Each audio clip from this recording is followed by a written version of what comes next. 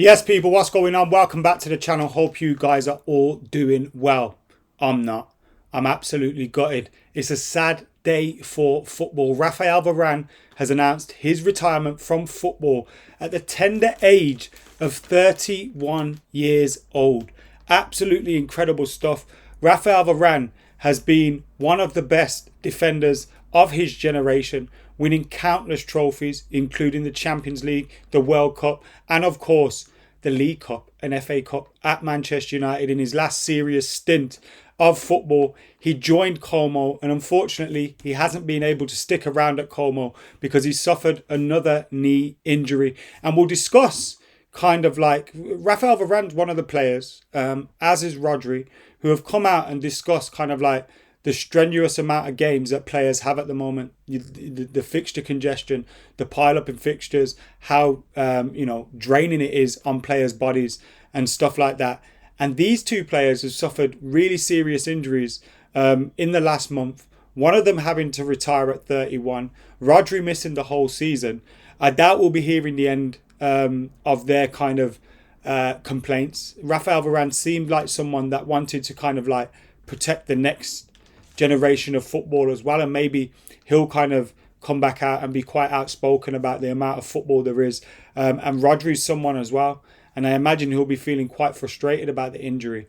Obviously, injuries can happen even if you're only playing 30 games in a year, but he'll say and he'll feel maybe that the amount of games that he's been playing did take its toll and have some impact on his susceptibleness to injury. He's picked up a big one, and he'll miss the whole season. And City will obviously suffer from that, which you want to see City suffering, but you don't want to see players picking up big injuries. And two players that have been quite public about their opinions in the amount of fixtures that players have picking up injuries. I doubt we'll be hearing the end of it from them, but we will get stuck into Raphael Varane and the kind of player he was and his incredible career. We'll also be looking ahead towards Manchester United Europa League game as well at the end of this video, so stick around for a little bit of chat about that. But yeah, make sure you're hitting the like button, commenting, sharing, subscribing. Get your thoughts in, your memories of Raphael Varane. Do you remember that announcement at Old Trafford when we beat Leeds that day? That was up there, with great moments since Sir Alex Ferguson left the club. I know great moments have been few and far between, and look, he won 2 trophies at Old Trafford, played in 3 domestic finals, won 2 of them. And you look at that day when he arrived at Old Trafford and the feeling that we had around the club. Ole Gunnar Solskjaer was manager. We brought in Sancho, we brought in Ronaldo, we brought in Varane. We thought, oh, this team's going somewhere. We'd had a really good season the season before. It was disappointing not to have won the Europa League. But we were in the Champions League. We brought in these big players. We thought we were going somewhere. And whilst Raphael Varane will be delighted to have won trophies, he was clearly someone that loved playing for Manchester United. And while he's someone that, won big trophies elsewhere, he will remember those trophies fondly, I'm sure. And we'll read his statement as well. He says, they say all good things must come to an end. In my career, I have taken on many challenges, risen to occasion after occasion. Almost all of it was supposed to be impossible. Incredible emotions, special moments, and memories that will last a lifetime. Reflecting on these moments, it is with immense pride and a feeling of fulfillment that I'm announcing my retirement from the game that we all love. I hold myself to the highest standard. I want to go out strong, not just holding on to the game. It takes a big dose of courage to listen to your heart and your instinct. Desire and needs are 2 different things. I have fallen and risen 1,000 times, and this time it's the moment to stop and hang my boots up with my final game, winning a trophy at Wembley. I have loved fighting for myself, my clubs, my country, my teammates, and the supporters of every team I have played for, from Lens to Madrid to Manchester, and playing for our national team. I have defended every badge with everything I have and loved every minute of the journey. The game at the highest level is a thrilling experience. It tests every level of your body and your mind. The emotions we experience you cannot find anywhere else. As athletes, we are never satisfied, never accepting of success. It is our nature and what fuels us. I have no regrets. I wouldn't change a thing. I have won more than I could even have dreamed of. But beyond the accolades and trophies, I am proud that no matter what, I have stuck to my principles of being sincere and I've tried to leave everywhere better than I found it. I hope I have made you all proud. And so a new life begins off the pitch. I will remain with Como, just without using my boots and shin pads, something I am looking forward to sharing more about soon. For now, to the supporters of every club I play for, to my teammates, coaches and staff, from the bottom of my heart, thank you for making this journey special, more special than my wildest dreams could ever foresee. Thank you, football. With love, Rafa. Someone get me a tissue, man. I'm about to cry out of here. Oh, man. What a choker. So young as well. And when you think about him retiring at such a young age, so young. To be retiring at 31. But you look at his haul of medals. 3 La Ligas, a Copa del Rey, 3 Super Cups in Spain.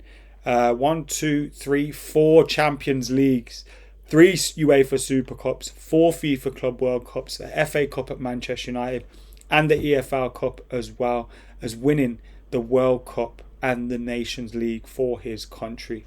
An absolutely phenomenal career. An absolute incredible player as well. A player that will stand up there with the best centre-backs there have ever been, especially when you look at his trophy haul. But you also look at the style of the player he was. It was a Rolls Royce, and he played less than 100 times for Manchester United, around 95, kept 31 clean sheets, won 2 trophies, scored a few goals as well. We never got to see, him an awful lot, but when he played, he was more often than not the best defender on the pitch. He was exemplary, and he's a great professional as well. And it's a shame a player like that has to bow out so young. Manchester United do play tonight against 20. Sorry for moving on so quickly. But Man United do play tonight against 20. And it will be interesting to see the lineup that we play. We hear that Marcus Rashford's going to be starting. It'll be interesting if Rasmus Højlund or Joshua Zirkzee get the go ahead. Maybe it'll be Højlund. And then who will be on that right-hand side? Will it be Ahmad? Will it be Garnacho? The midfield will be interesting. I imagine we'll give Ugarte a start. Again, try and keep him fresh, get him going in the team. Although, maybe we'll pick Casemiro as well. Both of those are on the bench against Crystal Palace. And I imagine we should be giving Kobbie Mainoo, Bruno Fernandes a rest. Be interesting to see what backline starts. Harry Maguire will probably be in line for a start. You'll probably rest one of De Ligt or Lisandro Martinez, or both. And who will we see at fullback? Obviously, we haven't got a great amount of options there. Terrell Malacia is back in training. Luke Shaw's out.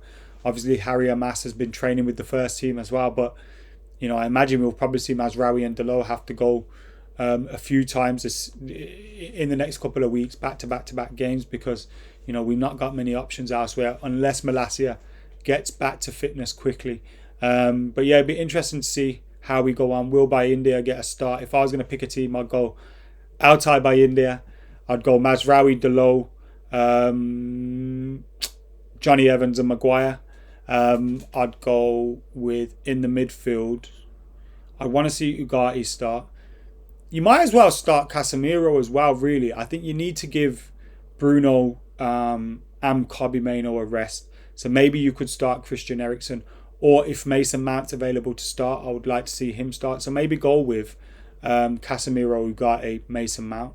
And then in the front three, although Collier could get a start as well. But then is he going to leave both Ugarte and Casemiro on the bench again? I don't think so. And then in the front three, I'd go Rashford, Rasmus, and Garnacho.